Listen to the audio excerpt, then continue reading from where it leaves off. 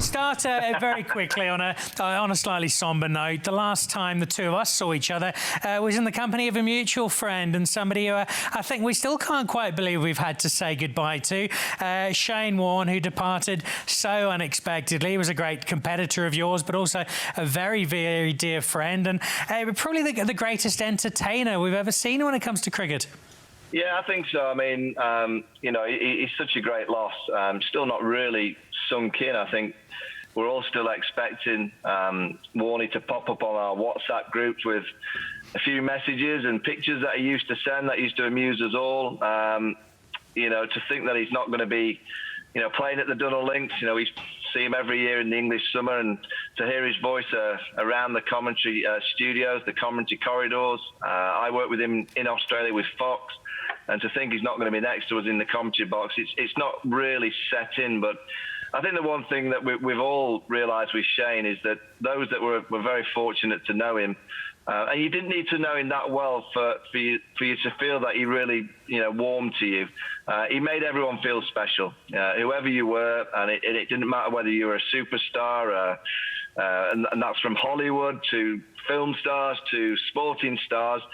To just everyday person off the street, he always made people feel very, very special. So he's going to be missed. I'm going to miss him being around the commentary box, just being a mate of mine. But I'm even going to miss his sledging. His sledging on the golf course was up there with what he delivered on the cricket pitch. He's going to be greatly missed. And the Nicholl, Dan, it's going to be a quieter week in Scotland without him. Speaking of the Nicholl, I was thinking about time there last year, and I don't think that week at all, and probably in years before that, I ever heard you call him Shane. It was always King, and it was a combination of the affection and reverence with which you held him. Yeah, I mean, we all call him King. It's because we all believe in the game of cricket, or those that certainly I know, we just believe he is the King. He's the greatest. I always say to people, if you're picking your world 11 of all time and you just sat down in a bar or a pub and you're starting to go through all the eras and all the generations, you can go through all the batters and all the great batters pop up and all the great fast bowlers, but you generally always start at number 8, and that's with the King, Shane Warne, because, he delivered the hardest skill of them all. Leg spin is not an easy skill to deliver, and he delivered it better than anybody. He stood at first slip. He scored vital runs in a positive sense down at the bottom end as well.